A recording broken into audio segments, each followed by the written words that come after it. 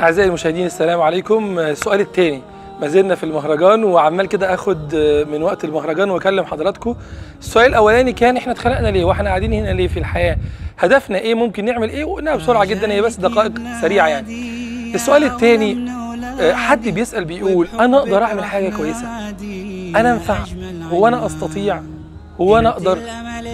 همسك معاك الموضوع واحده واحده. اول نقطه، لو انت ما ينفعش يبقى ربنا سبحانه وتعالى حاشاه ظلم منه ان هو يخلقك، لانه ادام خلقك وبقيت اسمك بني ادم وقال سبحانه وتعالى ولقد كرمنا بني ادم، يبقى انت تنفع، يبقى انت تستطيع.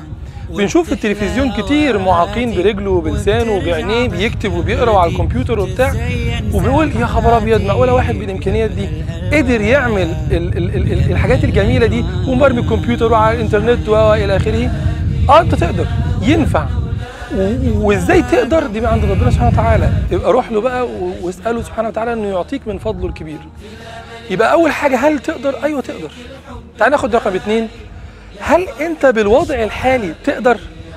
هل انت بالوضع الحالي ينفع؟ هل انت بالوضع الحالي تستطيع؟ ينفع ان انت تعمل فعلا حاجه كويسه بجدولك اليومي اللي انت عايشه دلوقتي، ولا ما ينفعش؟ والله هقول لك، اول حاجه انت ممكن تكون بتهدر امكانياتك وبتهدر قدراتك وبتهدر حياتك، ووقتك مش مستفيد منه، وعندك مواهب مش طالعه، وتستطيع انك تنجز اشياء كتيره جدا، بس انت ما جربتش مع نفسك ان انت تعمل الحاجات دي.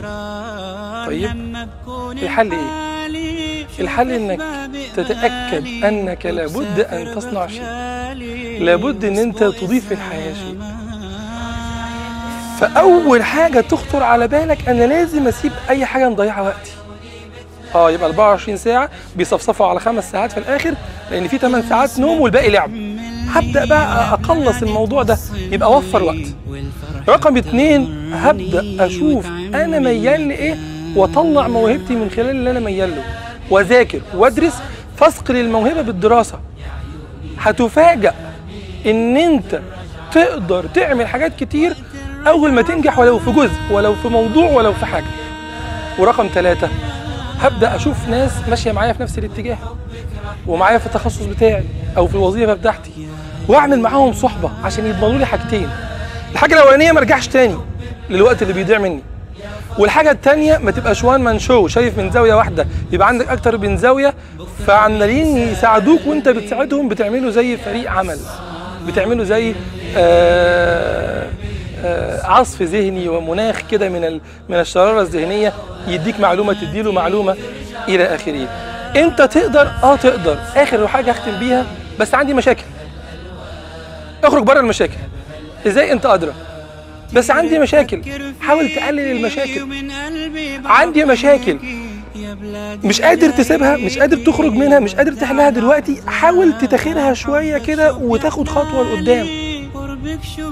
طب مش قادر خالص، طب اعمل لك ايه؟ طب مش نافع خالص، طب اتصرف ازاي؟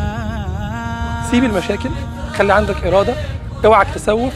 انت تقدر، ايوه انت تقدر. شكرا لكم وحسن استماعكم، وباذن الله تعالى نتقابل في سؤال تاني ونكمل مع المحاضرة. يا أهل استنوني، يا قلبي ويا عيوني، يا أصحابي هنوني، راجع للأوطان.